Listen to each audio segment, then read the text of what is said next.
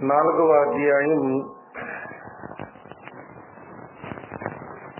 6 వచనాలు మార్చి చదువుదాం. నేను వచనం చదువుతాను, దయచేసి మీరు వచనం చదవాలని కోరుతా ఉన్నాను.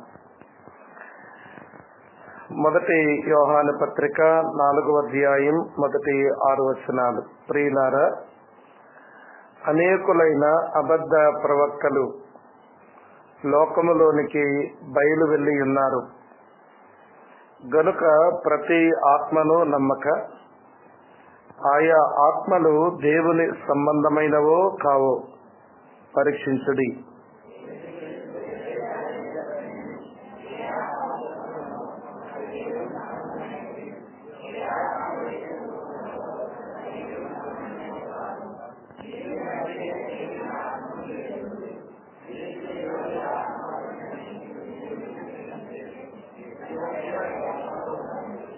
చిన్నపిల్లలారా, మీరు దేవుని సంబంధులు.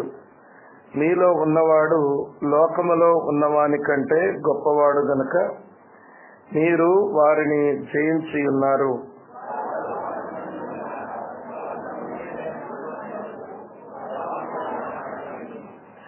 6వ వచనం అందరూ కలిసి చదువుదాం. మనము దేవుని సంబంధులం, దేవుని ఎరిగిన వాడు మన మాట వినును.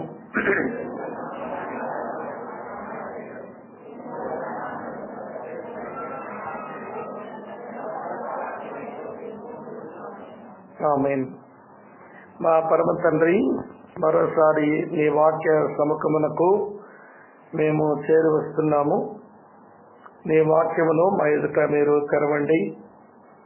మా మనోనేత్రాలు తెరిచి అర్థం చేసుకోవడానికి కృపనివ్వండి. ఇంతవరకు ఈ ఆరాధన క్రమంలో మీరు మాకు సహాయపడుతూ వచ్చిన నీ ప్రేమ కొరకు మీకే స్తుతివందనాలు చెల్లిస్తూ, కొద్ది నిమిషాలు మా నోటి మాటలు, మా హృదయ ధ్యానాలు మీ దృష్టికి అంగీకారమున్నట్లుగా చేయండి. దయగలని ఆత్మ మా పాదములను సమభూమి మీద నిలిపినట్లు మీరు కరుణ చూపండి. కీడు తప్పించుము, మేలు ప్రసాదించుము. మా ప్రియులందరినీ నీ వాక్యం చేత సంధించుము. క్రీస్తు యేసు నామమందే స్తోత్రాలు చెల్లించి అడిగి వేడుకొని ప్రార్థిస్తున్నాము తండ్రి. ఆమేన్. ఆమేన్. ప్రియులారా, యేసు ప్రభు యొక్క అపోస్తలులలో ఆ 12 మందిలో ఒకడు ఉరిపెట్టుకొని చచ్చాడు. 10 మంది యేసుక్రీస్తు నిమిత్తం, ఆయన వాక్యల నిమిత్తం వారు అప్సాక్షులయ్యారు. ఇక చివరగా మిగిలిపోయింది అపోస్తలుడైన యోహాను మాత్రమే. 30 సంవత్సరాల వయసులో ప్రభువుని నమ్మాడు, వెంబడించాడు. తర్వాత 60 సంవత్సరాలు అప్పటికి, అంటే పత్రిక రాసే సమయానికి ఆయన క్రైస్తవుడుగా చలామణి అవుతున్నాడు. అంటే మెట్టుకు ఈ పత్రిక రాసే సమయానికి ఆయన వయసు 90కి వచ్చిందన్నమాట. 90 సంవత్సరాల ముసలివాడు 105 వచనాలు రాసి 5 అధ్యాయాలుగా సార్వత్రిక సంఘానికి ఆయన పంపినాడు. అంటే దీని మీద కొంచెం మన లక్ష్యం ఉంచి మనం అధ్యయనం చేయాలి. ఎందుకనంటే 90 సంవత్సరాలు పైబడిన వృద్ధుడు ఏదో భారంతో రాసినటువంటి మాటలు ఇవి. కనుక ఈ పత్రికను తేలిగ్గా తీసుకోవడానికి వీల్లేదు. చాలా సీరియస్ గానే ఈ పత్రికను అధ్యయనం చేయటం మనకెంతైనా ఆశీర్వాదకరం. సరే, ఒక్కసారి ఈ ముసలాయన ఈ 105 వచనాలు, 5 అధ్యాయాలు తాను ఎందుకు రాయవలసి వచ్చిందో ఆయనే కారణాలు ఇచ్చారు. ఈ కారణాలు తెలియకుండా పత్రికను మనం చదివితే మనమేమి పెద్ద తెలుసుకోవలసిందేమీ ఉండకపోవచ్చు. ఈ 5 అధ్యాయాలలో నేను ఈ పత్రికను ఎందుకు రాయవలసి వచ్చిందో ప్రధానంగా ఒక 4 కారణాలు ఆయన జ్ఞాపకం చేస్తాడు. అవన్నీ అప్పటి సంఘం యొక్క సమస్యలకు సంబంధించినవే. ఆ సమస్యలను అడ్రస్ చేస్తూ ఎందుకు నేను పత్రిక రాయవలసి వచ్చింది అని ఆయనే చెప్పుకున్నాడు. మొట్టమొదట 1 యోహాను పత్రిక 5వ అధ్యాయం మనం 13వ వచనంగానే చూడగలిగితే, దేవుని కుమారుని నామమందు విశ్వాసముంచు మీరు నిత్య జీవము గలవారని తెలుసుకున్నట్లు నేను ఈ సంగతులను మీకు వ్రాయిచున్నాను అన్నాడు. ఈ వచనంలో ఆయన చెప్పేది ఏంటి అంటే, నేను పత్రిక ఎందుకు రాశానంటే టు ప్రొవైడ్ ఎష్యూరెన్స్, మీకు నిశ్చయత కలుగు నిమిత్తం నేను ఈ పత్రిక రాశాను. సంఘాలలో ఉన్న మీరు యేసు ప్రభువుని నమ్మారు, నమ్మి ఆయనను వెంబడిస్తున్నారు. కానీ విచారకరమైన విషయం, మీకు నిత్యజీవం ఉందో లేదో మీకు భరోసా కలగడం లేదు. మీరు రక్షించబడ్డారో లేదో మీకు నిశ్చయిత కలగడం లేదు. కాబట్టి ఈ పత్రిక ఎందుకు రాయవలసి వచ్చిందంటే, మీకు నిశ్చయిత కలుగు నిమిత్తం నేను ఈ పత్రిక రాశాను. ఈ పత్రికను ఎవరైతే చదివి ఇందులో దేవుని మూలంగా పుట్టిన వారు అని ప్రియులారా ఒక 7 సార్లు రాసి ఉంటుంది. అలాగా ఆ వచనాలకు, ఆ వచ్చిన అనుభవాలకు ఎవరి జీవితం అయితే సరిపోతుందో వారంతా రక్షించబడిన వారని మీరు తెలుసుకోవాలి. మీరు రక్షణ నిశ్చయతతో మీరు ప్రభువునందు ఆనందించాలి. నేను అందు నిమిత్తం ఈ పత్రిక రాయవలసి వచ్చింది అన్నాడు. రెండో కారణం చెప్తాను చూడండి. 1 యోహాను పత్రిక 2వ అధ్యాయం 26వ వచనం, మిమ్మల్ని మోసపరచు వారిని బట్టి ఈ సంగతులు మీకు వ్రాసి ఉన్నాను అన్నాడు. ప్రియులారా, ఆ 60 సంవత్సరాల ఆ పసి సంఘం దగ్గరకు, దానిలోనికి చాలా మంది అబద్ధ బోధకులు, అబద్ధ ప్రవక్తలు లోపలికి చొచ్చుకొని వచ్చారు. వారు చెప్పిన మాటలను బట్టి సంఘం మోసపోయే ప్రమాదంలో ఉంది. అందుకనే మీరు మోసపోకుండా నిమిత్తం, మోసపరుచు వారిని బట్టి నేను ఈ సంగతులు మీకు రాస్తున్నాను అన్నాడు. అంటే ఆయన ఉద్దేశం టు ప్రొటెక్ట్ బిలీవర్స్, విశ్వాసులను కాపాడు నిమిత్తం ఆయన ఈ పత్రిక రాశాడన్నమాట. విశ్వాసులు మోసగించబడకూడదు, వారు కాపాడబడాలి. అందుకనే మీరు కాపాడబడి నిమిత్తమే నేను ఈ పత్రికను రాశాను అని చెప్పుకున్నాడు ఈ ముసలాయన. మూడో కారణం చెప్తాను చూడండి. 2వ అధ్యాయం 1వ వచనం ఇలా ఉంది, నా చిన్న పిల్లలారా, మీరు పాపము చేయకుండాటకై ఈ సంగతులు మీకు వ్రాయిస్తున్నాను. మీరు పాపం చేయకుండా ఉండాలని నేను ఈ సంగతులు మీకు రాస్తున్నాను. ప్రియులారా, మనము ప్రభునందు విశ్వాసముంచి రక్షించబడిన తరువాత మనలో పాపం లేదు అని అనుకోకూడదు, నేను పాపం చేయలేదు అని చెప్పుకోకూడదు. ఈ రెండు చాలా ప్రమాదకరమైన అనుభవాలు. నాలో పాపం లేదు అంటే పాప స్వభావమే లేదు.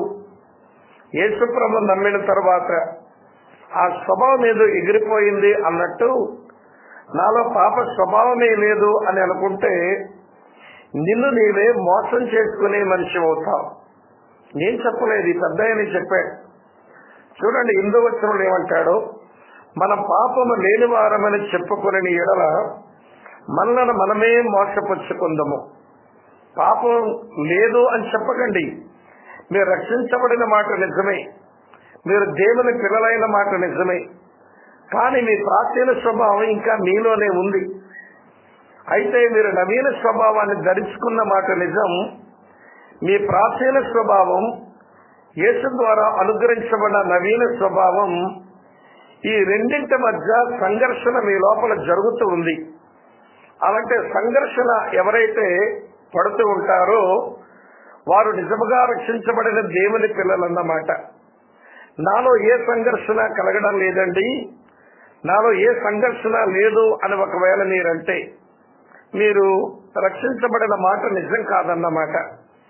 కాబట్టి ప్రియులారా, లోపలి సంఘర్షణ జరగాలి. నీ లోపల ఇదివరకు ఉన్న ప్రాచీన స్వభావం, ఇప్పుడు యేసుక్రీస్తునందు కలిగిన నూతన స్వభావం, ఈ రెండిటి మధ్య ఒక రగడ, ఒక రచ్చ నీ లోపల జరుగుతూనే ఉంటే నువ్వు రక్షించబడిన దేవుని బిడ్డవు అని అర్థం. కాబట్టి ఇప్పుడు నేను ఏమని పిలవాలి? యేసు ప్రభు నమ్మకమునకు నిన్ను పాపి అని పిలవడం సబబు. నువ్వు రక్షించబడిన తర్వాత నువ్వు రక్షించబడిన పాపివి అని పిలవడం సబబు. ఇదివరకు మనం సిన్నర్, ఇప్పుడు సేవుడు సిన్నర్, రక్షించబడిన పాపులం. ఇది ఆయనే చెప్పాడు. తర్వాత నేనే పాపం చేయలేదు అని మీరు చెప్పకండి, అది మళ్ళీ దేవుణ్ణి అబద్ధికులుగా చేసిన వాళ్ళు అవుతారు. దేవుడేమో మీరు పాపం చేస్తున్నారు అని అంటున్నాడు, నేను పాపం చేయలేదు అంటే దేవుణ్ణి మీరు అబద్ధికులుగా చేసిన వారు అవుతారు. కింద నుండి చూడండి, 10వ వచనంలో 1:10 ఇలా రాసి ఉంది, మనం పాపం చేయలేదని చెప్పుకుని ఎడల ఆయనను అబద్ధికులుగా చెయ్యువారమగుదము. పాప స్వభావంతో ఉన్నాము, పాప పనులు చేసే అవకాశం ఉంది. కాబట్టి మీరు పాపం చేయకుండా ఉండాలని నేను ఈ పత్రిక రాశాను. మీ లోపల పాప స్వభావం ఉన్నమాట నిజం, పాపం చేసే వెసులుబాటు ఉన్నమాట నిజం. కాబట్టి మీరు పాపం చేయకుండా ఉండ నిమిత్తం నేను ఈ పత్రిక మీకు రాయవలసి వచ్చింది అని రాశాడు. అంటే టు ప్రివెంట్ సిన్, మీరు పాపం చేయకుండా ఉండు నిమిత్తం నేను పత్రికను రాస్తున్నాను అన్నాడు. ఇది 3వ తలంపు. 4వ తలంపు చెప్తాను చూడండి. 1వ అధ్యాయంలోనే 4వ వచనం ఇలా ఉంది, మన సంతోషం పరిపూర్ణమౌటకై మేము ఈ సంగతులను వ్రాయిస్తున్నాము అన్నాడు. ప్రియులారా, దేవుని పిల్లల సంతోషం దేవునిలో సంపూర్ణమవ్వాలి. అలాగే దేవుని సంతోషం దేవుని పిల్లల్లో సంపూర్ణమవ్వాలి. ఈ వయసు వరుస, ఈ 2 అనుభవాలు మన జీవితంలో ఉంటే మనం నికార్సైన నిజమైన భక్తి చేస్తున్నట్టు లెక్క. లేకపోతే ఏదో నకిలీతనం మన దగ్గర చోటు చేసుకుందని అర్థం అన్నమాట. నీవు చేస్తున్న భక్తిని బట్టి నీలో దేవుడు సంతోషిస్తాడా అదొక మాట. అలాగనే నీవు దేవుల్లో సంతోషిస్తున్నావా అనేది 2వ మాట. ఈ 2 అనుభవాలు కలగలుపుగా ఉండాలి. మత్తయి 3:17లో యేసును గురించి తండ్రి అన్నాడు కదా, ఇదిగో ఈయనే నా ప్రియకుమారుడు, ఈయన యందు నేను ఆనందిస్తున్నాను అన్నట్టు. అలాగనే దేవుని యందు సంతోషం కోల్పోయిన ప్రజలు చూసారా వారు ఎట్లా ప్రార్థన చేశారో? 85వ కీర్తన 6వ వచనంలో, దేవా నీ ప్రజలమైన మేము నీ యందు సంతోషించినట్లు మరలా మమ్మల్ని బ్రతికించవా అన్నారు. చూశారు? కనుక దేవునిలో మనం సంతోషించగలగాలి, దేవుడు కూడా మనలో సంతోషించగలగాలి. ఈ 2 అనుభవాల కలియకే నిజ క్రైస్తవ జీవితం అన్నమాట. అంటే ఈ వచనంలో చెప్పేది ఏంటంటే టు ప్రమోట్ జాయ్, నీలో సంతోషము కలుగునట్లు నేను ఈ పత్రిక రాస్తున్నాను. ఈ 4 కారణాలు ఈ పత్రిక చదివిన ప్రతిసారి మన మనసులో ఉండాలి. మొదటి కారణం, మీకు రక్షణ చేత కలుగు నిమిత్తం రాశా. 2వ కారణం, మీరు మోసపోకుండా కాపాడబడి నిమిత్తం ఈ పత్రిక రాశా. 3వ కారణం, మీరు పాపం చేయకుండా ఉండు నిమిత్తం ఈ పత్రిక రాశా. 4వ కారణం, మీ సంతోషం పరిపూర్ణమగు నిమిత్తం నేను ఈ పత్రిక రాశాను అని వ్రాసి, ప్రియులారా 4వ అధ్యాయం దగ్గరికి వచ్చేసరికి ఒక కీలకమైన విషయాన్ని ఆయన రాస్తున్నాడు. ఇది చాలా ప్రాముఖ్యమైనటువంటి వాక్య భాగం. ఇది శ్రద్ధగా నేర్చుకోవడానికి ప్రయత్నం చేయాలి. సరే, ప్రభువైన యేసుక్రీస్తు వారు భూమి మీద ఉన్నప్పుడు ఆయన ఎప్పుడు బోధ చేసినా ఉపమానాలు లేకుండా ఆయనేమి బోధ చేయలేదట కదా. ఒకవేళ మనం యేసు ప్రభు యొక్క ఉపమానాలు అధికంగా ఉన్న అధ్యాయం ఏంటి అని ఒకవేళ ప్రశ్నిస్తే, మత్తయి సువార్త 13వ అధ్యాయం అది ఉపమానాల అధ్యాయం. ఒక మాటలో చెప్పాలంటే బోల్డెన్ ఉపమానాలు ఉంటాయి. అందులో ప్రధానంగా పరలోక రాజ్యమును గుర్చిన 7 ఉపమానాలు కలిగిన అద్భుతమైన అధ్యాయం అది. ప్రియులారా, అలాంటి ఉపమానాల అధ్యాయంలో యేసు ప్రభు ఒక మాట అన్నాడు. ఏమన్నాడంటే, చూడండి, తన్ను తాను వ్యవసాయదారులతో పోల్చుకుని, ప్రియులారా, విత్తనాలను దేవుని పిల్లలతో పోల్చి, పొలాన్ని లోకముతో పోల్చి ఆయన మాట్లాడారు. చూపిస్తాను చూడండి. ఈ 7 ఉపమానాల మధ్యలో ఈ సంగతి ఉంది. మత్తయి సువార్త, ఇది విత్తనాల ఉపమానం కాదు సుమా, ఆ ఉపమానం వేరు, ఈ మాటలు వేరు. చదువుతున్నాను చూడండి. 13వ అధ్యాయం ఇలా వ్రాసి ఉంది. 37వ వచనం, అందుకు ఆయన ఇట్లనెను, మంచి విత్తనము విత్తువాడు మనుష్య కుమారుడు. పొలములో మంచి విత్తనములు రాజ్య సంబంధులు, గురువులు దుష్టుని సంబంధులు, వాటిని విత్తన శత్రువు అపవాది. ప్రియులారా, గమనించారా? యేసు ప్రభు వ్యవసాయదారుడు. ఆయన దగ్గర విత్తనాలు ఉన్నాయి. విత్తనాన్ని పొలములో అంటే లోకములో విసురుతున్నాడు. ఎవరి విత్తనాలు అంటే రాజ్య సంబంధులంట. సరే, సాతానుడు వచ్చాడు. మరి రాజ్య సంబంధులు గోధుమలుగా వారు విత్తబడితే వారిని ఏమీ చెయ్యలేక, వారిని తీసేయలేక, ఆల్రెడీ విత్తబడ్డారు గనుక వారిని ఏమీ చెయ్యలేక వారిని అలానే వదిలేసి వీడేం చేస్తున్నాడు అంటే పక్కనే గురుగులు వేసేస్తున్నాడు. ఇప్పుడు గోధుమల పక్కనే గురుగులు కూడా వేస్తున్నాయి అన్నమాట. ప్రియులారా, ఈ గురుగులు ఎవరంటే దుష్టుని సంబంధులు అని మనం చూస్తాం. ప్రియులారా, గోధుమ లాంటి వారు ఎవరంటే రాజ్య సంబంధులు అని మనం చూస్తాం. ఒక వ్యవసాయదారుడు యేసు ప్రభు, మరో వ్యవసాయదారుడు సాతాను. యేసు విసిరిన విత్తనాలు రాజ్య సంబంధులు, సాతాను విసిరిన విత్తనాలు దుష్టుని సంబంధులు. రాజ్య సంబంధులు గోధుమలు లాంటి వారు, దుష్టుని సంబంధులు గురుగులు లాంటి వారు. ప్రియులారా, ఇది సంఘం ఆరంభించబడిన ఆ రోజు నుంచి ఈ రోజు వరకు అదే జరుగుతా ఉంది. జ్ఞాపకం చేస్తాను, వినండి. సంఘం ప్రారంభించబడినప్పుడు దేవుడు విత్తిన విత్తనాలు రాజ్య సంబంధులు, అపోస్తులుడు. ప్రియులారా, వీరు గోధుమలు లాంటి వారు. అయితే దుష్టుడు ఏం చేస్తున్నాడు అనంటే వీళ్ళ పక్కనే ప్రియులారా వారి సంబంధులను గురుగుల్ని విత్తేశాడు. ఎట్లా పోల్చుకుంటాము అంటే, వినండి, రాజ్య సంబంధులు గోధుమలు లాంటి వారు. మీరు విశ్వాసము ద్వారా కృపతోనే రక్షించబడతారు, మీరు దేవునందు విశ్వాసం ఉంచండి అని వీరు చెబుతుంటే, ఈ ప్రియులారా ఈ గురుగులు లాంటి వారు, యోధా మతనిష్ట కలిగిన వారు మీరేమంటున్నారో తెలుసా? చూడండి, అపోస్తల కార్యం 15వ అధ్యాయం 1వ వచనం చదవండి. అపోస్తల కార్యాలు 15వ అధ్యాయం 1వ వచనం. తీయాలి, బైబిల్ తీయండి, వాక్యాలు తీయండి, చదవండి. ఏంటమ్మా? కొందరు యోదయ నుండి వచ్చి, మీరు మోషే నియమించిన ఆచారం చొప్పున సున్నతి పొందితేనే గాని రక్షణ పొందలేరని సహోదరులకు బోధించారు. చూసారా? దుష్టుని సంబంధులు గురుగులు చెప్పిన బోధ ఏంటంటే ఒక మతాచారం చెబుతున్నారు. మీరు మతములోకి వస్తేనే మీకు రక్షణ ఉంటుందని చెప్తున్నారు. గమనించారా? మీరు సున్నతి పొందండి, మోషే నియమించిన ఆచారం పాటించండి, మీరు రక్షించబడిన వారు అవుతారు అని వారు చెప్తున్నారు.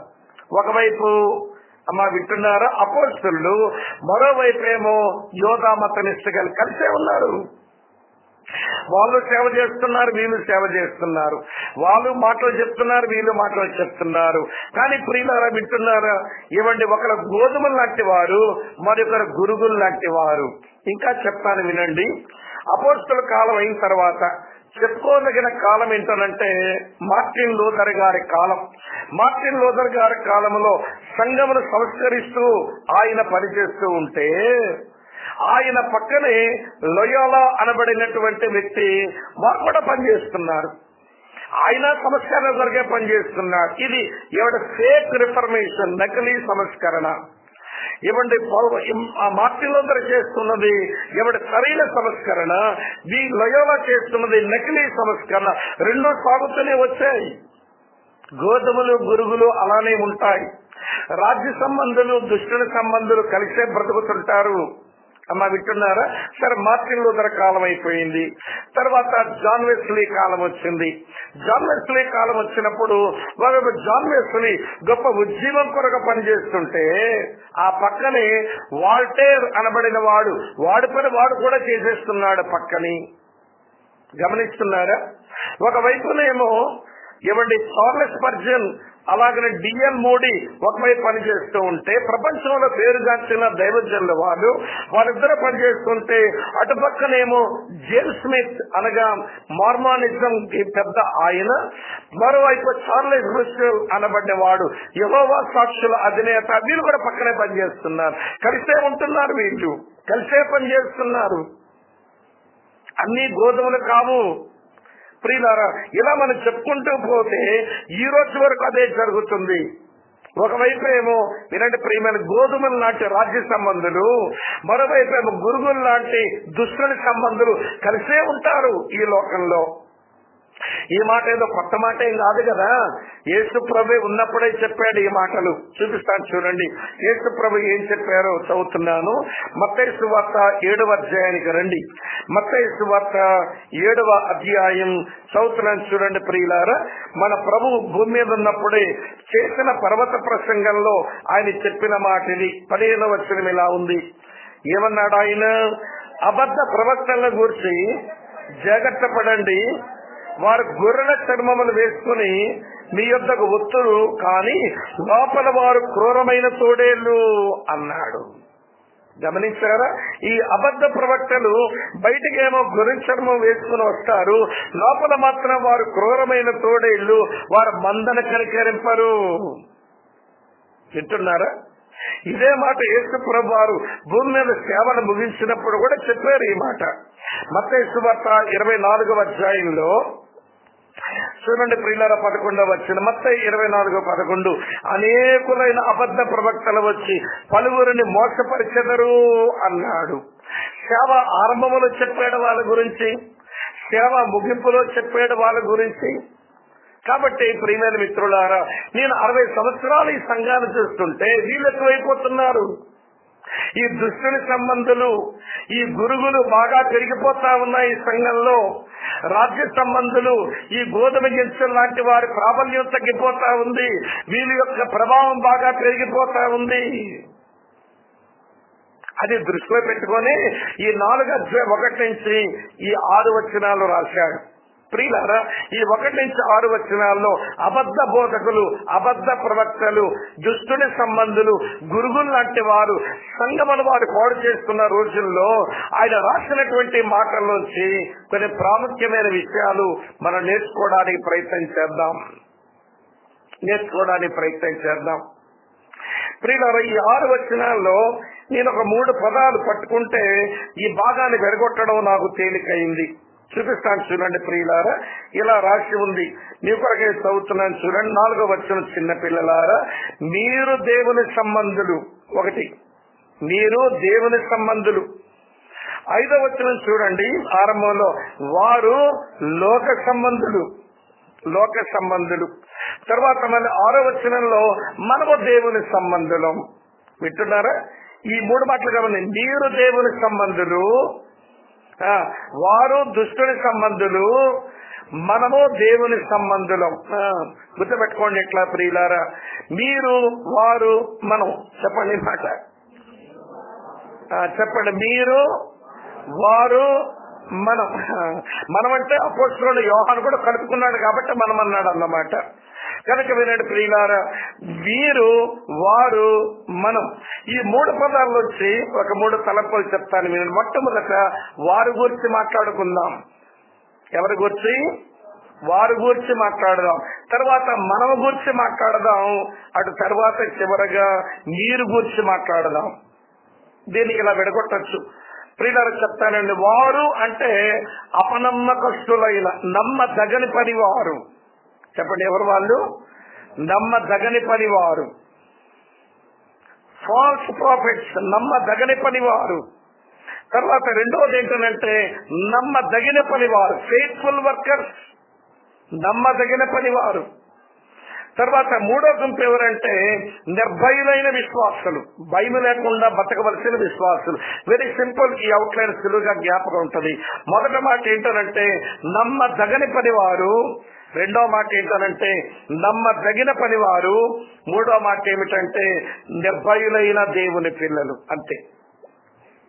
సరే, నమ్మదగిన వారి గురించి ఆరంభం నుంచి రాశాడు కనుక అదే మనం చూస్తాం. ఎవరి నమ్మదగిన వారు? చూడండి 4వ అధ్యాయం 1వ వచనం, ప్రియులారా, అనేకులైన అబద్ధ ప్రవక్తలు లోకములోనికి బయలు వెళ్లి ఉన్నారు కనుక ప్రతి ఆత్మను నమ్మక ఆయా ఆత్మలు దేవుని సంబంధమైనవో కావో పరీక్షించండి అన్నాడు. ప్రియులారా, విశ్వాసులుగా పనపగించినాడు ఇక్కడ భక్తుల ద్వారా పరిశుద్ధాత్మలు ఏంటనంటే పరీక్షించండి. గోధుమలేంటో గురుగులేంటో పరీక్షించండి. గోధుమలు తినేందుకు ఉపయోగపడతాయి, గురుగులు కాల్చడానికి ఉపయోగపడతాయి. రాజ్య సంబంధులు దేవుని రాజ్యాన్ని కడతారు, దుష్టుడి సంబంధులు దేవుని రాజ్యాన్ని పాడు చేస్తారు. యేసు ప్రభు విసిరిన విత్తనాలు వేరు, దుష్టుడి విసిరిన విత్తనాలు వేరు. మీరు తేడా తెలుసుకోండి. అందుకని పౌలు కూడా మాట అంటాడండి, బాగుంటుంది ఆ మాట. 1 తెస్సలోనిక పత్రిక 5వ అధ్యాయంలో, తెస్సలోనిక రాసిన 1 పత్రిక 5వ అధ్యాయంలో ఇలా ఉంది ప్రియులారా, చదువుతున్నాను చూడండి. 21వ వచనం, ప్రవచించడం నిర్లక్ష్యం చేయకండి అంటూనే సమస్తమును పరీక్షించి మేలైన దానిని చేపట్టండి. దేవుని పిల్లలు పరీక్షించుకోవలసిన వారు, పరీక్షించేవారు. మనల్ని మనం పరీక్షించుకోవాలి దేవుని పిల్లలంగా. అలాగే మన దగ్గరకు వచ్చిన ప్రతిదాన్ని పరీక్షించాలి. ప్రియమైన మిత్రులారా వినండి, అలా పరీక్షించకపోతే మనం ఎక్కడో మోసగించబడతాం, ఎక్కడో మనము పాడు చేయబడతాం. ఎందుకో చెప్తాను వినండి. ప్రియులారా, వీళ్ళు ఏం చేస్తారు? ఈ దుష్టుడి సంబంధులు, ఈ గురుగులు లాంటి వారు, ఈ అబద్ధ బోధకులు, అబద్ధ ప్రవక్తలు ఏం చేస్తారంటే, పేతురు చెప్పాడు వీళ్ళ గురించి. ఏమన్నాడు చూపిస్తాను చూడండి. పేతురు రాసిన పత్రికలో ఉంటుంది, నేను మీకు చూపిస్తాను ఈ మంచి మాట. పేతురు రాసిన బుడితి చర్చ యానివర్సరీ రోజు జ్ఞాపకం చేశాను అక్కడ. ఇప్పుడు సందర్భం వచ్చింది కనుక జ్ఞాపకం చేస్తున్నాను. పేతురు రాసిన 2వ పత్రిక 2వ అధ్యాయం 1వ వచనం చూస్తారా? మరియు అబద్ధ ప్రవక్తలు ప్రజలలో ఉండేది, అటువలనే మీలోను అబద్ధ బోధకులుందురు. వీరు తమను కొనిన ప్రభువును కూడా విసర్జించచ్చు. వీరు తమను కొనిన ప్రభువును కూడా విసర్జించచ్చు, తమ తామే శీఘ్రముగా నాశనం కలుగు చేసుకొనచ్చు, నాశనకరమగు భిన్నాభిప్రాయాలను రహస్యముగా బోధించుదురు. ఈ ఒక్క వచనం నేను స్టడీ చేస్తే వాళ్ళ వైఖరి ఎలా ఉంటుందో మనకు తెలిసిపోతుంది. అమ్మ ఆలకిస్తున్నారా? వీరు తమను కొనిన ప్రభువునే విసర్జిస్తారట. వీరు నాశనానికి అడుగులు వేస్తూ భిన్నాభిప్రాయాలు రహస్యంగా బోధిస్తారట. కనుక వచ్చి మెలకువతోనే దేవుని పిల్లడం బ్రతకాలి. అందుకని మిమ్మల్ని మీరు పరీక్షించుకుంటూనే అదే సమయంలో మీరు ఎవరి మాటలు వింటున్నారో అది కూడా మీరు పరీక్షించుకోండి, అది కూడా పరీక్షించండి అన్నాడు. కనుక వినండి ప్రియులారా, వారు అనగా నమ్మదగని పనివారు, వారి పరీక్షించడం కొరకు నేను 4 క్రైటీరియాలు చెప్తాను. ఎక్కడే ఉన్నాయి అవన్నీ 4 క్రైటీరియాలు చెప్తాను. అందులో ఫస్ట్ క్రైటీరియా ఏంటంటే టెస్ట్ దేర్ మెసేజ్. వారు చెప్పిన వర్తమానమును గమనించండి, వారు చెప్పిన వర్తమానమును పరీక్షించండి. ఏం చెప్తున్నారు వాళ్ళు? చూపిస్తాను చూడండి ప్రియులారా. 4వ అధ్యాయంలోనే వారు ఏం మాట్లాడతారంట? 2వ వచనం 3వ వచనం చదువుతాను. యేసు క్రీస్తు శరీరధారియే వచ్చునని ఏ ఆత్మ ఒప్పుకొనునో అది దేవుని సంబంధమైనది, వాళ్ళు రాజ్య సంబంధులు, వారు గోధుమలు వారి పక్కన పెట్టండి. ఏ ఆత్మ యేసును ఒప్పుకొనదో అది దేవుని సంబంధమైనది కాదు. అంటే వాళ్ళ బోధలో యేసు మినహాయించుంటాడు, మిగిలినవన్నీ ఉంటాయి. దేవుడు స్వస్థపరచునుంటది, దేవుడు సంపదలు ఇచ్చినుంటది, దేవుడు అందనాలు ఇచ్చినుంటది, దేవుడు నేను తలగా చేయను ఉంటది, దేవుడు నీకు తోడుగా ఉండును ఉంటది, అన్నీ ఉంటాయి. కాకపోతే యేసు మినహాయించి ఉంటాడు, యేసు మినహాయించి అన్నీ ఉంటాయి. కొంతమంది బోధలో యేసుని మినహాయిస్తే అమ్మో ఇది చాలా ప్రమాదకరమైన బోధలాగుంది, అతను చెప్పినటువంటి బోధ అంతట్లో యేసు గురించి మాట్లాడలేదే, ఆయన నిశ్చత్వ భూతకాలంలో ఆయన ఏంటో చెప్పలేదు, శరీరధారికి ఎట్లొచ్చినాడో అది సంగతే లేదు, భూమి మీద ఎలా జీవించి పనిచేసాడో కూడా చెప్పలేదు. ఆయన ఎలాగ శ్రమపడి మరణించాడో చెప్పలేదు. ఆయన భూస్థాపన చెప్పలేదు. ఆయన పునరుత్థానం చెప్పలేదు. ఆయన ఆరోహణం జ్ఞాపకం చేయలేదు. ఆయన ఒకరు అవరోహణం చెందాడని చెప్పలేదు. వాళ్ళ మెసేజ్ అంతా చూస్తే మిస్సింగ్ జీసస్ క్రైస్ట్ అంతే. యేసు ప్రభుని మిస్ చేశారు. వింటున్నారా ప్రియులారా? యేసు ప్రభు ఆయన చేసిన కార్యం ఏదో ఒక కోణములో ఖచ్చితంగా సందేశం ఉండాలి. నేను ఆరాధన వర్తమానం చెప్పే వాళ్ళకి చెప్పాలనుకుంటున్నాను ఈ మాట. ఇక్కడ ఆరాధన వర్తమానం చెప్తున్నప్పుడు మీరు క్రైస్తుని క్రాస్ని ఏమన్నా మిస్ చేస్తూ ఉంటే ఆరాధించడానికి వాళ్ళ దగ్గర ఏమీ దొరక్క ఆరాధించండి అంటే ఏం ఆరాధిస్తారు? ప్రార్థన చేస్తున్నారు కొంతమంది. ఆరాధించండి అంటే ఏం చేస్తారు? ప్రార్థన చేస్తారు. దీవించిన ఆయన, కాపాడు నాయన, ఇబ్బందులు చేయు నాయన అంటున్నారు. అరే క్రైస్తు కనబడితేనే కదా, ఆయన చేసిన కార్యాలు కనబడితేనే కదా. అంటే నేను ఎక్కువ రోజులు రాలేదు, నేను 2 వారాలే వచ్చాను మీరు ఆరాధించినప్పుడు. అయినా తెలుసుకుంటాను కదా ఎవరెవరు ఆరాధించారు ఏంటో. అది తెలుసుకుంటూ ఉంటున్నప్పుడు మీరు ఆరాధించే క్రమంలో ఏమంటే మిస్ అవుతుంది వర్షిప్. కారణం ఏంటంటే మన రామారావు గారు గట్టిగా చెప్పారంట, ఇన్ని సంవత్సరాలుగా ఇక్కడ ఆరాధనలు చాలా కట్టుబడి ఉండాలని చెప్పినా గానీ ఇంకెవరికి ఆరాధించడం రాక, ఎవరు ఆరాధించడానికి ముందు రాపోతే బలవంత ఆరాధన ఏమండి సోమన్ గారు చేయిస్తున్నారు, పేరు చెప్పేస్తున్నాడు ఈయన అన్నారట. నిజమే. అయితే నేనంటాను, అరే వర్షిప్ చేయడానికి వాళ్ళకి ఆధారం ఏం మనం కలిగించకపోతే వాళ్ళు ఏం వర్షిప్ చేస్తారు? వాళ్ళు ఆరాధించడానికి వాళ్ళ మనసును రేపాలి. వింటున్నారా? ఆరాధించడానికి వాళ్ళ మనసును రెచ్చగొట్టాలి.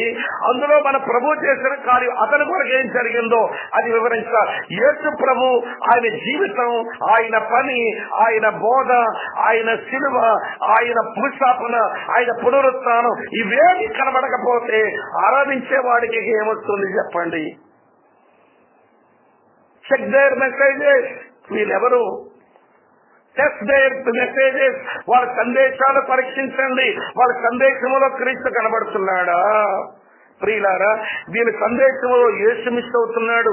యేసు శరీరధారిగా వచ్చాడని ఒప్పుకోరంట, యేసును ఒప్పుకోరంట. వాళ్ళ ఉద్దేశం ఏంటంటే కనబడుతున్నదిలో దైవత్వం ఉండదండి, విజముల దాంట్లో దేవుడు ఉండడండి, తాకే దాంట్లో దేవుడు ఉండడండి. యేసు కనబడ్డాడుగా, యేసును తాకారుగా అంటే యేసులో దైవత్వమే లేదండి. మేము యేసును ఒప్పుకోము దేవుడుగా అంటున్నారు. వీళ్ళ పేరే జ్ఞానవాదులు, నాస్టిక్స్ అని అంటారు వాళ్ళని. మొదటి శతాబ్దంలో క్రైస్తవ సంఘాల్లోనికి వచ్చిన జ్ఞానవాదులు వారు. జ్ఞానవాదులు యేసును ఒప్పుకోరు వాళ్ళు. కనుక ప్రియులారా, మొట్టమొదట అబద్ధ బోధకులను అబద్ధ ప్రవక్తలను పోల్చుకోవడానికి మొదటి టెస్ట్ ఏంటనంటే మెసేజ్ టెస్ట్ చేయండి, పరీక్షించండి. రెండో పరీక్ష ఏంటంటే చెప్తాను వినండి, మ్యాగ్నెటిజం. మ్యాగ్నెటిజం అంటే వాళ్ళు ఆకర్షిస్తున్నది ఎవరి వైపు? ఒక సందేశం ఇచ్చేవాడు చిన్న సందేశమా పెద్ద సందేశమా? ఏమండి రసవత్తరంగా ఉందా లేక బోరు కొడుతుందా? ఇది ఏదన్నా కానివ్వండి, ఒక సందేశకుడు ఎప్పుడైనా గాని ఆలకించండి ప్రియమైన స్నేహితులారా, ఒక సందేశకుడు ఎప్పుడైనా గాని మనుషులను ఆకర్షిస్తాడు. ఆకర్షించినప్పుడు ఎవరి వైపు నువ్వు ఆకర్షిస్తున్నావు అన్నది ప్రశ్న. నాకు బాప్తిసం ఇచ్చే యోహాను భలే నచ్చుతాడు. ఎలా బోధ చేశాడనంటే ఆయన పరలోక రాజ్యం సమీపించింది, మీరు మారు మనసు పొందండి, సర్ప సంతానమా రాబో ఉగ్రత నుంచి మిమ్మల్ని తప్పించేవాడెవడు అని గట్టిగా ప్రసంగం చేస్తే గుంపులు గుంపులుగా వారు వస్తే వాళ్ళతో మాట్లాడి తన వెనకాల శిష్యులుగా ఉంచుకున్నాడు. అలాగని బాప్తిసం ఇచ్చే యోహాను వాళ్ళ తన వైపు ఆకర్షించుకున్నవాడు కాదు. యేసు అక్కడ రాగాని ఇదిగో లోక పాపాలు మోసుకొని పోయి దేవుని గొర్రె పిల్ల, ఫాలో హిమ్, నన్ను వదిలించుకోండి ఆయన వెనకాల. నా వెనకాల శిష్యులు ఉండక్కర్లా, నా వెనకాల మీరు శిష్యులుగా ఉండనక్కర్లా, మీరు ఉండవలసింది ఆయన శిష్యులుగా వెళ్ళిపోండి. ప్రియులారా వినండి, మనం పరిచర్యలు ఉంటున్నప్పుడు, సేవ చేస్తున్నప్పుడు వాక్యమే చెబుతున్నామా మరొకటి చేస్తున్నామా? మనుషులు మనం ఆకర్షిస్తున్నప్పుడు ఎటువైపు వాళ్ళు తిప్పుతున్నాము అన్నది ప్రశ్న. నీ మ్యాగ్నెటిజం ఎటువైపు పోతుంది అన్నది ప్రశ్న. ఎటువైపు మనుషులను ఆకర్షిస్తున్నామన్నది ప్రశ్న. ప్రియులారా వింటున్నారా? లుస్త్రా అనే ప్రాంతంలో పౌలు బర్నబాలు వెళ్లి పరిచర్య చేస్తే బలహీనమైన పాదాలు కలిగిన వాడిని స్వస్థపరిస్తే మొత్తం వాళ్ళంతా వచ్చి ఆరాధించేపోతుండవరే, మీరెందుకు ఇలా చేస్తున్నారు, మేము మీలాంటి మనుషులమే, ఆ దేవుని ఆరాధించండ్రా అని ఆకర్షించబడిన మనుషుల్ని అటు దేవుని వైపు చెప్పి వీళ్ళ పక్కకు వచ్చారు. ఈ రోజున దరిద్రం ఏంటి అంటే మ్యాగ్నెటిజం మనుషుల వైపు అయిపోయింది. ఒక సేవకుడైనా, ఒక బోధకుడైనా, ఒక సహోదరుడైనా, ఒక పెద్ద అయినా, ఒక పరిచారకుడైనా తను ఆకర్షిస్తున్న మనుషుల్ని ఎటువైపు తోస్తున్నాడు అన్న దానితో పరీక్షించేయచ్చు. ట్రై విత్ మ్యాగ్నెటిజం, వారు ఆకర్షిస్తున్న విధానముతో పరీక్షించండి. ఈ రోజున ప్రియమైన స్నేహితులారా, మనుషులను ఆకర్షించేటువంటి బోధకులు కోకొల్లలు ఉన్నారు మన 2 తెలుగు రాష్ట్రాల్లో. వాళ్ళ దగ్గర వచ్చిన మనుషుల్ని యేసుతో అటాచ్ చేస్తున్నారా, లేక తమతోనే ఉంచుకొని ప్రియులారా మీరు పబ్బం గడుపుకుంటున్నారా? యేసుకు వాళ్ళు అంటుకట్టబడి ఉండాలని ఆశపడుతున్నారా, లేకపోతే తమతో అంటుకట్టబడి ఉంటే చాలని అనుకుంటున్నారా? ఇది రెండో సంగతి. మూడో సంగతి చెప్తాను వినండి. దేంతో పరీక్షించవచ్చు? సమస్తమును పరీక్షించండి. సత్య స్వరూపమైన ఆత్మ ఏదో, భ్రమపరచు ఆత్మ ఏదో పరీక్షించండి. మూడో పరీక్ష దేంతో చేయొచ్చు అంటే దేర్ మోటివ్స్, ఎలాంటి దృక్పథంతో వాళ్ళు ఈ పని చేశారు, ఎలాంటి దృక్పథంతో ఈ సేవ చేస్తున్నారు. అమ్మా వింటున్నారా? ఏంటి దృక్పథం? చూడండి, ఈ అబద్ధ బోధకులు, ఈ అబద్ధ ప్రవక్తలు మోటివ్ ఎలా ఉంటుందో మళ్ళీ పేతురు చెప్పిన మాటలను చూపిస్తాను. చూడండి, పేతురు రాసిన 2వ పత్రిక 2వ అధ్యాయం చూడండి ప్రియులారా, 3వ వచనం.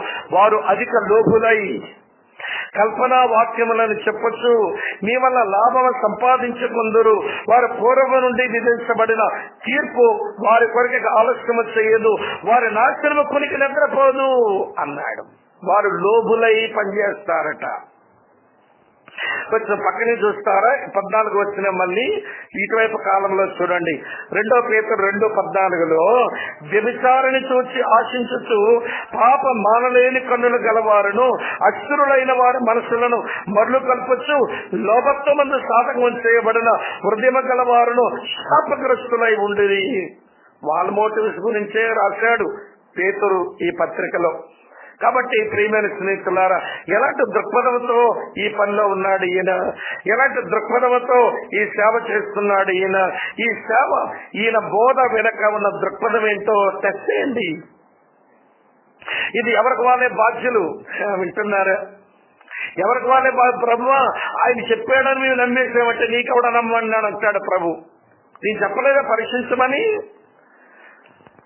ఒకవేళ నేను ఆయన బట్టి నమ్మానంటే ఆయన అంటాడు ప్రభువా పరీక్షించుకోమని చెప్పావు కదా, ఈయన పరీక్షించుకోలేదు నేనేం చేసేది మరి అని వాళ్ళు కూడా తేలిపోతారు. ఆ రోజున నువ్వే దొరికిపోతావు దొంగలాగా.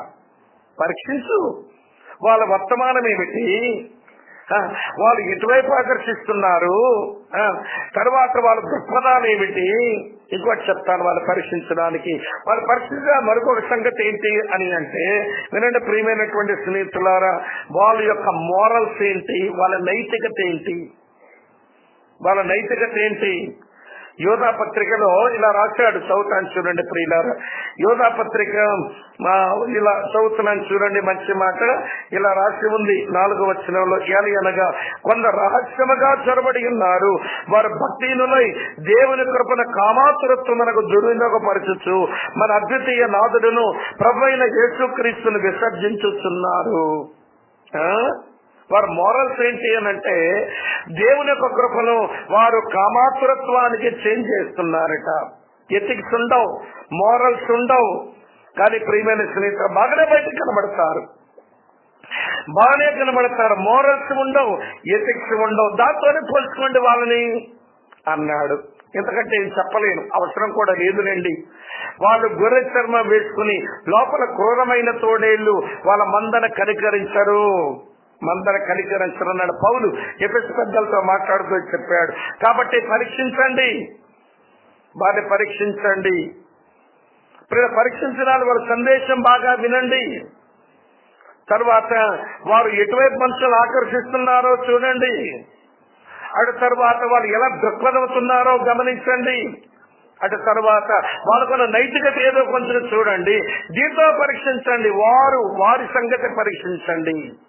అది బ్రహ్మపరుషాత్మను లేకపోతే సత్యస్వరూపమైన ఆత్మను మీరే తెచ్చుకోండి అన్నాడు. ఇక వారి గురించి నేను చెప్పను. తర్వాత రెండవది, మనలో ఏమండి అపోస్తలుడైన యోహాను కూడా ఉన్నాడు గనక వీళ్ళు నమ్మదగిన పనివారు. ఏమండి ట్రస్ట్వర్తీ వర్కర్స్, నమ్మదగిన పనివారు. నమ్మదగిన పనివారు ఎట్లా పనిచేస్తారట? మళ్ళీ చదువుతాను చూడండి ప్రియులారా, 4 అధ్యాయం 2-3 వచనాల్లో, యేసుక్రీస్తు శరీరధారి వచ్చునని ఏ ఆత్మ ఒప్పుకొనునో అది దేవుని సంబంధమైనది. ఈ వచనంలో నమ్మదగిన పని వారు ఎట్లుంటారంటే, వారి బోధ లేక వారి మాటలు ఎలా ఉంటాయంటే according to the Bible, according with Bible, దేవుని వాక్యానికి అనుగుణ్యంగానే చెబుతారు. దేవుని వాక్యాన్ని మినహాయించిపోరు. దేవుని వాక్యములో యేసు శరీరధారిగా వచ్చినాడని, ఒకవేళ యేసు ప్రభు శరీరంతో రాలేదు అనుకుందాం, యేసు ప్రభు శరీరంతో రాకపోతే ఒక మాట అడుగుతాను, దేవుడు నమ్మదగిన వాడు అవుతాడా? ఆదికాండం 3వ అధ్యాయం 15వ వచనంలో నేను నా కుమారుని స్త్రీ సంతానంగా పంపిస్తానన్నాడే, మరి యేసు ప్రభు శరీరంతో రాకపోతే దేవుడు నమ్మదగిన వాడవుతాడా? అవడు. యేసు ప్రభు శరీరధార అయిన కారణం చేత దేవుని యొక్క నమ్మకత్వాన్ని తెలుసుకోగలుగుతున్నాం.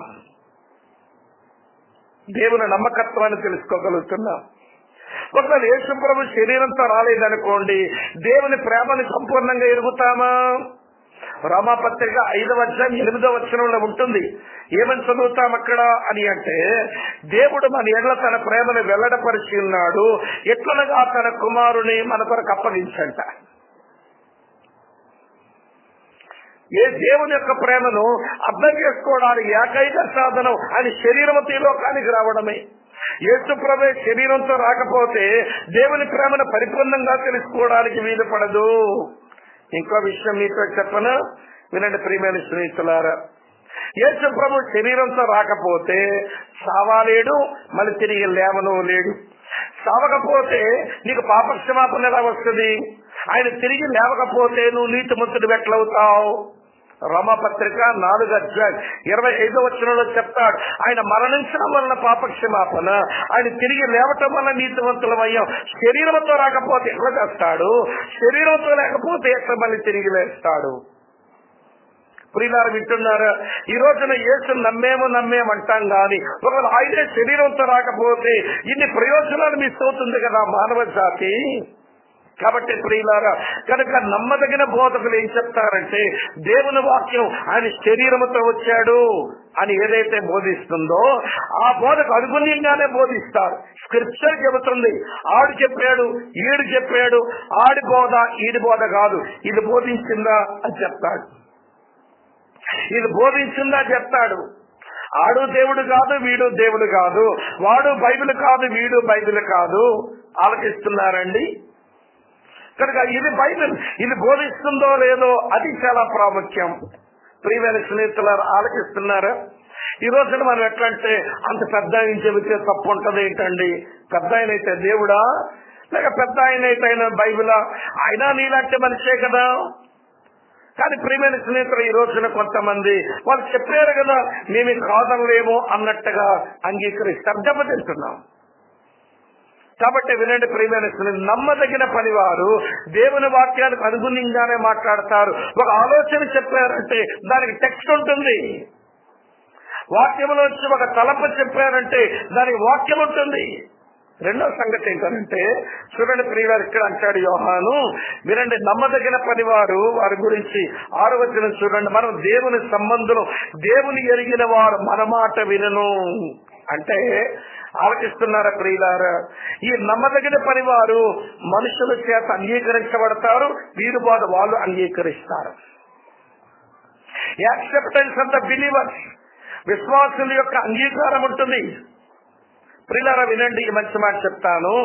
ప్రియులారా, దేవుని వాక్యం ఒక వ్యక్తి దగ్గరకు వచ్చినప్పుడు అది శక్తితోను, పరిశుద్ధాత్మతోను, సంపూర్ణ నిశ్చయతోను దేవుని వాక్యం ఒక వ్యక్తి దగ్గరకు వస్తే అతను అంగీకరిస్తే, మీరంటే ప్రియులారా, వాక్య సేవకుడు సరిగానే నమ్మకంగా పనిచేస్తున్నట్టు లెక్క. నీకు ఏ వాక్యమో గుర్చదు, లేకపోతే ఆయన సరిగా చెప్పడం లేదా, లేక నువ్వు సరిగా కూర్చోవడం లేదా అనేది ప్రశ్న.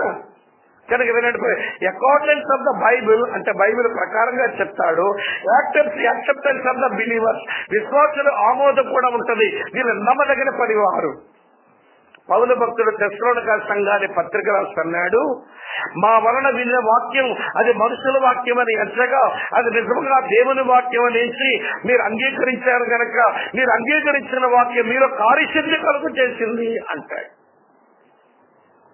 కార్యసిద్ధి కలుగు చేసింది. నమ్మదగిన పనివారు వాక్య పరిచర్యలో మనుషులలో ఆ వాక్యం కార్యసిద్ధి కలుగు చేస్తుందంట. ఇది రెండు, ఇంకెక్కువ చెప్పలేను, అయిపోయింది. ఇక ఎవరు మిగిలారు? ఏం చెప్పరే, మనం మిగిలాము. వారి పని అయిపోయింది. చెప్పండి చెప్పండి, వారి పని అయిపోయింది, మనం పని అయిపోయింది. ఎవరు మిగిలారు? మీరు మిగిలారు. ఈ సంగతి చెప్పి పంపిస్తా. మీరు అంటే నిర్భయులైన విశ్వాసులంట. మీరులాగుంటే ఎంత బాగుంటుందో. కొన్నిసార్లు మీరులా కనబడ్డా ఇక్కడ మీరులాగా మీరుంటే ఎంత బాగుండను. ఇక్కడ మీరు వేరు, ఇక్కడ నా ముందు కూర్చున్న మీరు వేరు, ఇక్కడ ముందు కనబడుతున్న మీరైతే ఎంత బాగుంటుందో చూడండి. వాళ్ళ గురించి ఏమన్నాడు? 4:4 చదువుతాడు. చిన్న పిల్లలారా, మీరు దేవుని సంబంధులు, మీలో ఉన్నవాడు లోకములో ఉన్నవాని కంటే గొప్పవాడు గనుక మీరు వారిని జయించి ఉన్నారు. ఈ ఒక్క వచనంలో మీ గురించి అంటే మనందరూ, నేను కూడా మీతో ఒకనే కాబట్టి, కానీ మీరు అన్నాడు కనుక మీరు అంటున్నారు. మీరు గురించి ఆయన చెప్పిన మాట ఏంటంటే, మీరు దేవుని సంబంధులు. You have a relationship with God. మీరు దేవునితో మీకు సంబంధం ఉంది. మీకు దేవునితో ఏముంది? సంబంధం ఉంది. ప్రియులారా, నేను ప్రభువునేశ్వర ప్రార్థనలో ఆ సంబంధాల గురించిన వివరాలు చాలా చెప్పాను మీకు. ఆ పరలోక ప్రార్థనలో ఆ దేవునితో మనకు సంబంధాల గురించి డీటెయిల్ గా చెప్పాను చాలా సార్లు మీకు. మన ఫ్యామిలీ రిట్రీట్ లో కూడా ఆయనతో మనకున్న రిలేషన్షిప్ గురించి చెప్పాను. భార్య భర్తల పక్కపక్కనే కూర్చోబెట్టి ఆ రిలేషన్షిప్ గురించి చెప్పాను. గుర్తుందో? ఎగిరిపోయిందో బుర్రలోంచి. మన జ్ఞాపకం చేయనా? రిలేషన్షిప్ అర్థమవుతుంది. ఏం చెప్పాను నేను ఆ రోజున అని అంటే, ఒకే బడిలో ఒకే గురువు కింద శిష్యులం. ఇది మన రిలేషన్షిప్. ఆయన మాస్టర్, వీఆర్ డిసైపుల్స్. అది రిలేషన్షిప్. ఒకే ఇంటిలో, ఒకే కుటుంబంలో ఒకే తండ్రికి మనం పిల్లలం అని చెప్పాం. ఇది తండ్రి పిల్లల సంబంధం అండి. తర్వాత ఒకే మందలో ఒకే కాపరి కింద గొర్రెలం. ఆయన కాపరి, మన గొర్రెలం. ఈ రిలేషన్షిప్ చెప్పా. ఇంతేనా నేను చెప్పింది? ఫ్యామిలీ మీరు కాదులే, ఆలోచన వాళ్ళు చెప్పండి అమ్మా. ఫ్యామిలీస్ గుర్తున్నాయా? ఎగిరిపోయిందా? మళ్ళీ ధ్యానం చేస్తే గుర్తుంటాయండి. మళ్ళీ ధ్యానం చేయకపోతే ఏం గుర్తుంటాయి? ఎవడు దులిపేసుకుని పోయి ఉంటాం. ఇంకేం చెప్పాను? ఒకే ఇంటిలో ఒకే పునాది మీద మనము ఎవడి సజీవమైన రాళ్ళమని చెప్పా. అవునా? ఒకే ఇంటిలో, అంటే కట్టబడుతున్న ఇంటిలో ఒకే పునాది రాయి మీద సజీవమైన రాళ్ళం. ఆయన పునాది రాయి, మన సజీవమైన రాళ్ళం. అది కనెక్షన్, అది రిలేషన్. తర్వాత ఏం చెప్పాను? ఒకే నిబంధన కింద ఆలకిస్తున్నారా? నిబంధనకు మధ్యవర్తి దగ్గర మనమంతా కూడా వినండి, పరిశుద్ధులం, సెయింట్స్ అని చెప్పా. ఆయన మధ్యవర్తి నూతన నిబంధనకు. ఆ నూతన నిబంధన ప్రకారం మన సెయింట్స్, మన పరిశుద్ధులం ఆయన బిరుదిచ్చినాడు అని చెప్పాను. ఇంకేం చెప్పాను? ఒకే శిరస్సు కింద ఒకే సంఘములో మన అవయవాలము అన్నాడు. ఇది రిలేషన్షిప్. చివరగా ఒకే వరుడికి ఒకే మహిమతో సిద్ధపడుతున్న వధువులమని చెప్పాను. ఈ రిలేషన్షిప్ ఏడింటిని ధ్యానం చేస్తే ఒక్కొక్కటి ఒక సందేశం అవుతుందండి. అక్కడ నేను నా ప్రభుత్వం కలిగిన సంబంధం ఇదేనా? ఆయన నాకు గురువేనా? ఆయన నాకు తండ్రేనా? ఆయన నాకు కాపరేనా? ఆయన నాకు శిరస్సేనా? ఆయన నాకు మధ్యవర్తేనా? ఆయన నాకు పునాదేనా? ఆయన నాకు వరుడేనా? ఎలాంటి రిలేషన్తో ఆ దేవునితో నేను ఉంటుంది? మీరు ఎవరో తెలుసా, దేవుని సంబంధులు, మీకు దేవునితో రిలేషన్షిప్ ఉంది అన్నాడు. సో రిలేషన్షిప్ మాట్లాడాడు. ఈ రిలేషన్షిప్ ఎప్పుడు మర్చిపోకూడదు. దీన్ని ఎప్పటికప్పుడే ధ్యానం చేస్తూ రెన్యూ చేసుకుంటూ ఆలోచిస్తున్నప్పుడు మన రిలేషన్స్ స్ట్రెంగ్థెన్ అవుతాయి. దసరా వచ్చింది, అవునా? ఈ మొక్కలని మామూలు రోజులు కనబడతాయి. దసరా వచ్చింది కాబట్టి కనబడ్డారు వీళ్ళు. నేను రాత్రి విజయవాడ రైల్వే స్టేషన్ లో ఎక్కబోతుంటే అసలు నా ట్రైన్ దగ్గరికి వెళ్ళడానికి కూడా వీలు లేదండి. ఏమి మందరా బాబు ఈ మంద అనుకున్నంత మనమందే, శ్రీకాకుళం మందే. మొత్తం అంతా స్టేషన్ అంటే జనమేనండి. వీళ్ళంతా ఎవరా బాబు అండి? వీళ్ళంతా శ్రీకాకుళం. ఈ బండెక్కులు ఆ బండెక్కులు, రిజర్వేషన్ లేదు, పొలోమని ఎక్కిపోదామని పరిగెడుతున్నారు జనం. వాళ్ళు తోసుకుని ఒక 3 నిమిషాలు కానీ తగ్గిపోయి ఉంటే నా ట్రైన్ పోయి రాలేదు. స్టేషన్కి వచ్చి 30 నిమిషాలు వచ్చి నా ప్లాట్ఫామ్ మీదకి వెళ్ళడానికి అంత టైం పట్టింది. దేనికి వస్తున్నారు వీళ్ళంతా? అమ్మా దసరా కదా, ఏంటమ్మా ఐశ్వర్యం, దసరా కదా. దేనికి వస్తున్నారు వీళ్ళు? To strengthen relations. మా పిన్ని ఉంటది, మా బాబాయ్ ఉంటాడు, మా మామయ్య వస్తాడు, మా పెద్దనాన్న వస్తాడు, పండగ ఇవన్నీ ఏం చేసుకుంటున్నారు వీళ్ళు? To strengthen relations. మరోసారి వారి ముందుకు వెళ్ళాలి, వారిని పలకరించాలి, వాళ్ళతో 3 పూటలు తినాలి, వాళ్ళతో సరదాగా ఉండాలి, మళ్ళీ మా పరిపక్షం మేము వెళ్ళిపోతాం అని. To strengthen relations. అరే, సంబంధాలు బలపరుచుకోవడానికి అంత శ్రద్ధగా పండక్కుంటే దేవునితో మన సంబంధాన్ని స్ట్రెంగ్థెన్ చేసుకోవడానికి ఆ రిలేషన్ ధ్యానం చేయడం ఎంత అవసరమో కదా. మమ్మల్ని ధ్యానం చేయరేంటి అనిపించింది నాకు. ఆ ధ్యానం చూస్తే నాకు వచ్చిన ధ్యానం మీకు చెప్పాను. ఆ జనాన్ని చూస్తుంటే సంబంధాలు బలపరుచుకోవడానికే కదా పోతున్నారు. ఎక్కడ చిన్న చితకామిత్రుడు అక్కడ దొరకవండి? విజయవాడలో దొరకదా? ఆ మాంసము, లేకపోతే అన్నము, లేకపోతే పొలవు, లేకపోతే అరిసి, లేకపోతే కొంగడం, ఇంకే ఉంటాయి వచ్చారు. శ్రీకాకుళం వంటలు చెప్పండి, ఇంకేంటి? తమ్ముడు ఆ గారి, ఈ గారెలు, ఈ పొంగడాలు, అరిసెలు. అసలే ఈ మధ్య షాపుల్లో కూడా ఎవడి స్వగృహ వంటలు వచ్చేస్తున్నాయి. ఇంట్లో చేసినట్టే చేసి అమ్ముతున్నారు కదా, ఎక్కడ తింటారు కదా వాళ్ళు. మరి ఎంత దూరం రావడం ఎందుకు? ప్రయాణ సదుపాయం లేక, బండి ఎక్కడానికి అవ్వక, మనుషులు ఇరుకిరుకుపోతున్న తోసేస్తుంటే దెబ్బలాట పెట్టుకొని ఎక్కుతున్నారు. ఏంటంటే టు స్ట్రెంగ్థెన్ రిలేషన్స్, అంతే. అరే, ఒక బంధత్వాన్ని బలపరుచుకోవడానికి అంత తీవ్రంగా ఆలోచిస్తుంటే దేవునితో మన బంధత్వాన్ని ధ్యానం చేయడంలో క్రైస్తవులంత తీవ్రంగా ఉండాలి. అక్కడే మనం వీకనైపోయామేంటి అనిపిస్తుంది నాకు. సరేనండి, మనం దేవుని సంబంధం, ఆ రిలేషన్స్ ఎప్పుడూ ధ్యానం చేస్తూ ఉండండి. మీరు చూస్తున్న దృశ్యాలు, మీరు వింటున్నటువంటి మాటలు, మీరు చదువుతున్నటువంటి మాటలు, వీటన్నిటిలోంచి దేవునితో మన సంబంధాన్ని ఎప్పటికప్పుడే స్ట్రెంగ్థెన్ చేసుకోవడానికి ఆలోచించాలి. ఇక్కడ ఏమంటాడంటే యోహాను, మీరు దేవుని సంబంధులు. ఒకటి. రెండవ సంగతి ఏంటంటే ఒక రియాలిటీ గురించి మాట్లాడుతున్నాడు. ఏమిటో రియాలిటీ అంటే చూడండి, 4వ వచనంలో, లోకములో ఉన్నవాడి కంటే నీలో ఉన్నవాడు గొప్పవాడు, మీరు వారిని జయించి ఉన్నారు. ఈ గురుగుల్ని, ఈ దుష్ట సంబంధుల్ని, ఈ సాతాను విత్తన వారిని జయించగలరు, మీరు జయించగలరు. ప్రియులారా, వింటున్నారా ఈ మాట? అసలు వాక్య సత్యం మన లోపల ఉంటే, ఆ వాక్య సత్యాన్ని మనం కట్టుబడి ఉంటే ఇలాంటి వారు జయించడం పెద్ద కష్టమైన పని కాదండి. చాలా పాత రోజుల్లోనండి, నేను ఎరుగుదును, పాత రోజుల్లో అంటే దాదాపు వింటున్నారు ప్రియమైన స్నేహితులు, 1995, 96 ఆ టైంలో ఒక బోధకుడు వచ్చాడు బుడితికి. బాబు, నేను వస్తున్నాను, మీ చర్చికి వచ్చి ఏదైనా 2 మాటలు చెప్పి ప్రసంగం చేసి వెళ్తానంటే రెండంపులని చెప్పేసి ఎవరి రిజర్వేషన్ కూడా చేశాను ఆయనకి. సరే, మొత్తానికి జిల్లా నుంచి రిజర్వేషన్ చేశాం. మొత్తానికి ఆయన వచ్చాడు, వాక్యం చెప్తున్నాడు. ఆయన కొంచెం లీగలిస్టిక్ ప్రీచర్. ఆయనేమో మీరు రక్షణ పొందాలంటే తేలిక అనుకుంటున్నారా? మీ పాపాలన్నీ సరి చేసుకోవాలా? మీరు ఎవరు కొట్టారో వాళ్ళకి క్షమాపణ అడగాల, ఎవరు తిట్టారో క్షమాపణ అడగాల, మీ దొంగబండికి వస్తే మీ రైల్వే స్టేషన్ టికెట్ కొని చింపేయాలా అని మొత్తం ఎల్ఈఎఫ్ లీగలిజం అంతా చెప్పేస్తున్నాడు ఆ పెద్ద ఆయన. గౌరమ్మనగా ఆవిడ బతికెంతండి చెప్పండి? ఏమి చదువుకుంది గౌరమ్మ? అది బురకరామారావు వాళ్ళ అమ్మ. నాకు ఇంకా జ్ఞాపకం, ఆవిడ నిలబడి బాబు అది బైబిలేనా అంది. ఒక్కసారి ఆగిపోయాడు ఆయన. ఇదేంట్రా బ్లౌజ్ వేసుకోవాలని అడ్డుకుంటారు ముస్లాం, అది బైబిలేనా అంటుందండి. బాబు ఏంటన్నాడు? మీరే చెప్పండి. నేనేం చెప్పేది? మీరే చెప్పండి అన్నాను. ఆ రోజున ఏంటి నీకు అనుమానం అని అంటే, మేమేమో యేసు ప్రభు నమ్మితే నా పాపాలు ఒప్పుకుంటే క్షమాపణ వస్తుందని మేము యేసయ్యను నమ్మేమయ్యా.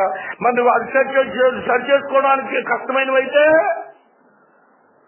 సరి చేసుకోగలివి చేసుకుంటావులే, కానీ సరి చేసుకోకూడని కష్టమైనవైతే మాకు రక్షణ ఉండదా అంటే పాప అంకుల్ గారికి జిప్పెట్టబడింది. ప్రసంగం గబగబా ముగించేసి, ఏమి స్వామి అలా ప్రశ్నించింది ఆవిడంటే, మరి నిజమే కదా అంకుల్, విశ్వాసం ద్వారా కృపతోనే రక్షణ వచ్చిందని బైబిల్ చెబుతుంటే, రక్షించబడ్డాక మన పాపాలు సరిచేసుకోగలుగుతాం కానీ సరిచేసుకుంటే రక్షణ అంటున్నారు మీరు. మన పాతపేటను ఎల్ఈఎఫ్లు అయినట్టుగా కొడదామనుకుంటే పాప అమాయకురాలు కదా అర్థం కాక అడిగింది అంకుల్. అమాయకురాలు ఆవిడకేం తెలియదు, నిజంగా తెలియదు. ఈ రోజు పిచ్చిలాగే ఉంటుంది మా అతను. కానీ ఆ రోజున ఆవిడ నిలబడి అడిగింది. ఆ సేవకుడు ఈ రోజుకి మర్చిపోలేకపోయాడు. లాస్ట్ ఇయర్ వాళ్ళ దగ్గరికి వెళ్ళి ఒంగోలుకు పోతే, ఉప్పుగుండూరు పోతే ఎవడన్నాడు, బాబు ఎలాగున్నా గుర్తుండిపోయిందిగా ముసలమ్మ. ఆలోచింపజేసింది కదా పెద్ద ఆయన్ని. దేని బట్టి అంటారు? మనం జయించగలం. మనం నమ్మిన దాన్ని సరిగా పట్టుకుంటే దాన్ని జయించగలం. మీ దగ్గర నేను వింటాను. ఇప్పుడు ఏం చెప్తున్నానంటే ఒక రియాలిటీ ఉంది. మీరు వారిని జయించుదురు, మీరు వారిని జయించుదురు. మీ దగ్గర ఎక్కడో లేకపోతే వాళ్ళేం జయిస్తారు? మీకు రిలేషన్షిప్ సరిగా ఉంటే ఈ రియాలిటీ మీ కొరకోటి ఉంది అని ఒక రిసోర్స్ గురించి చెప్తున్నాడు. ఏంటో రిసోర్స్ అంటే, లోకములో ఉన్నవాని కంటే మీలో ఉన్నవాడు అదే మన రిసోర్స్.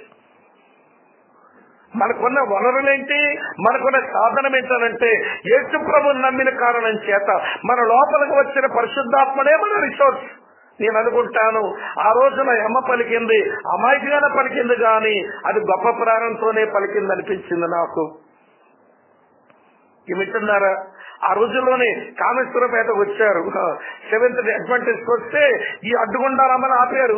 మేము పెట్టిన వాదన వల్ల లాగలా ఈ అడ్డుగుండవరాలు ఆపారు. ఏమని ఆపింది తెలుసా? వీళ్ళంతా రోజున మీరు ఆదివారం ఆరాధించరు, శనివారం ఆరాధిస్తున్నారు, నరకానికి పోతారంటే ఆ రోజుల్లో చెప్పేసిన వాక్యం ఎంత, వాళ్ళు నేర్చుకున్నది ఎంత, అది కొంచెమే. గాని ఆ రోజున ఏమన్నారు తెలుసండి? అడ్డుగుండారమ్మలంతా, బాబు మేము క్రైస్తవులు ఆదివారం ఆరాధిస్తాం, మాది పునరుత్థాన దినం, నీదేం విశ్రాంతి దినం అన్నావు, నువ్వు యూదుడివేమో అన్నారు. కొన్ని గీలికి తెలివితే పోయారు, కొన్ని ఇబ్బందులు పెట్టిపోయారు అనుకోండి. చిన్న చిన్న మాటలండి. ఎవరి దగ్గర నుంచి వచ్చాయి ఈ మాటలు?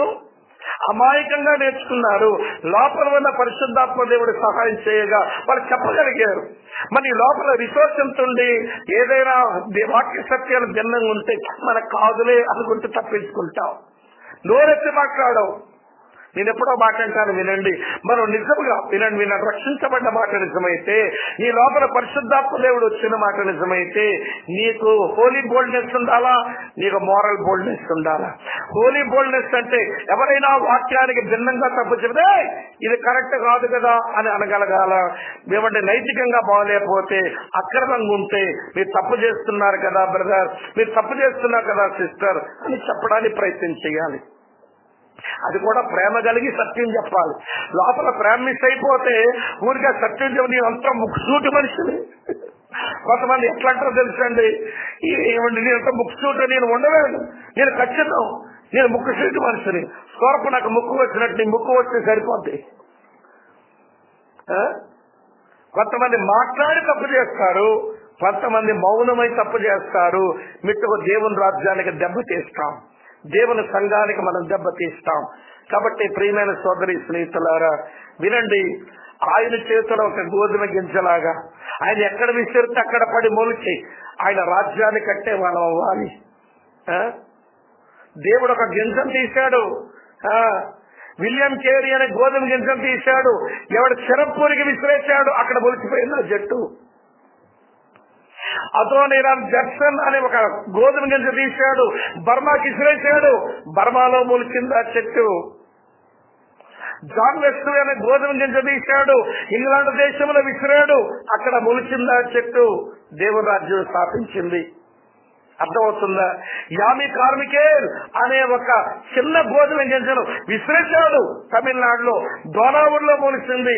ప్రియులారా, ఆ గొప్ప చెట్టు అనేకుల నీడ కిందకు వచ్చారు, దేవుని రాజ్య వారసులయ్యారు. నువ్వు గోధుమ గింజవో గురుగువో, ఆయన చేతుల విత్తనాలువో లేక సాతాను చేతుల గురుగు గింజవో ఏమో, ఎవరి సంగతి వాళ్ళనే పరీక్షించుకోవాలి. నేను ఒక మాట అన్నానుగా, క్రైస్తవుడు అంటే తనను తాను పరీక్షించుకున్నవాడు. క్రైస్తవుడు అంటే ఇతరులు కూడా పరీక్షించి తెలుసుకునేవాడు.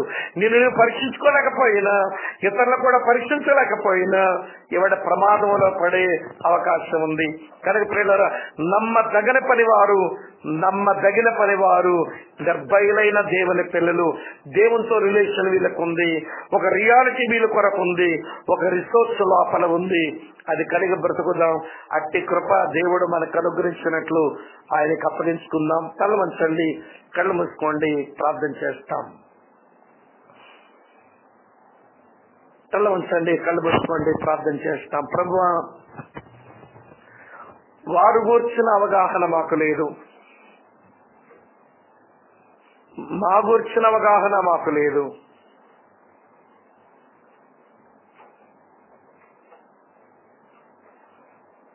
కలెక్టివ్ గా మా గురించిన అవగాహన మాకు లేదు. నీ చేతిలో గోధుమ గింజన లేక సాతాను చేతిలో గురుగు గింజన? గోధుమలతో కలిసి పెరుగుతున్న గురుగునైనా ఒక రోజున రోగకాలం వచ్చినప్పుడు కాల్చబడ్డానికే పనికొస్తాను కదా. ప్రభువా, నన్ను కనికరించవా. నీ చేతిలో ఒక గోధుమ గింజవలే నువ్వు ఎక్కడ విసిరితే అక్కడ నీ రాజ్య స్థాపన కొరకు నేను మొలిచి ఫలించినట్లుగా నీ కృప నాకు ఇవ్వండి. నన్ను మీరు బలపరచాలి అని వేడుకుంటున్నానని ప్రార్థన చేసుకుందాం. ప్రేమపూర్ణుడైన మా పరలోకపు మా ప్రియమైన తండ్రి, మీకు స్తోత్రాలు చెల్లిస్తున్నాం. 90 సంవత్సరాల ముసలాయన రాసిన మాటలు ఎంత భారంతో, ఎంత వేదనతో, దుఃఖంతో ఆ మాటలు రాశాడు. 60 సంవత్సరాలకే సంఘంలో నాయన అడుగు పెట్టకూడని వారు అడుగు పెట్టారు. దానివల్ల సంఘం అది ఇబ్బందుల పాలవుతుండగా ఏ దాసుడు చేసిన ఆ పనిలోంచి మేము కొన్ని పాఠాలు నేర్చుకుంటున్నాం. దేవా, గొర్రె చర్మాలు వేసుకునేటువంటి తోడేళ్లను పసిగట్టడం మాకు నేర్పించండి. మేము నమ్మదగిన పరివారమై వాక్యానుసారంగా జీవిస్తూ నీ సందేశాలు ఇతరులు అంగీకరించగలిగినట్లుగా పంచుకుంటూ మేము నీతో సంబంధాన్ని సజావుగా కాపాడుకుని ఒక వాస్తవాన్ని మేము అనుభవించి మీరు ఇచ్చిన సాధనాన్ని కలిగి ఉండి ప్రయోజకులంగా బ్రతకడానికి కృప అనుగ్రహించుము. మీ తోడు మాకివ్వండి, బలపరచండి. మేమెంతో దుష్ట దినాల్లో ఉన్నాం. ఎటువైపు నుంచి ఏ ప్రమాదం ఎలా పొంచి వస్తుందో మాకు తెలియటం లేదు. నువ్వు కాపాడకపోతే, మీరు సంరక్షించకపోతే దేవా, మేము పాడయ్యే ప్రమాదం ఉందని భయపడుతూ ప్రభా నీ సహాయాన్ని కోరుతున్నాం. ఈ దినం నూతనంగా మా మధ్యకు వచ్చిన ప్రియులను దీవించుము. ఆరాధనలో పాలు పంపులు పొంది వాక్యం విని ఆలోచిస్తున్న మా ప్రియులందరినీ పేరు పేరున దీవించండి. మా ముందున్న సమయాలు మాకు దీవెనకరంగా చేయండి. 1వ తారీఖునున్న యవనస్తుల ఫాలోఅప్ రిట్రీట్ ను కూడా మీరు బ్లెస్ చేయాలని ప్రార్థన చేస్తున్నాం. నీ దాసుని ఆ దినాన్ని బలపరిచి మీరు వాడుకునండి. మహిమ ఘనత ప్రభావాలు మీరే పొందుతారని, ఆ ప్రియులు క్షేమంగా వారి వారి గృహాలకు వెళ్ళినట్లుగా సహాయపడండి. వచ్చే వారంలో ఉన్న సోమవారం నుంచి శనివారం వరకు ఉన్న ఆయా పరిపాట్లలో మీరు మా తోడై ఉండండి. క్రీస్తు ప్రభు నామంలోనే స్తోత్రాలు చెల్లించి అడిగి వేడుకొని ప్రార్థిస్తున్నాము తండ్రి. తండ్రి అయిన దేవుని ప్రేమ, కుమారుడైన క్రీస్తు కృప, పరిశుద్ధాత్మ దేవుని అన్యోన్య సహవాసం సదా మనందరికీ తోడుగా ఉండి నడిపించి ఆయన మాత్రమే మహిమ పొందునుగాక. ఆమేన్, ఆమేన్, ఆమేన్.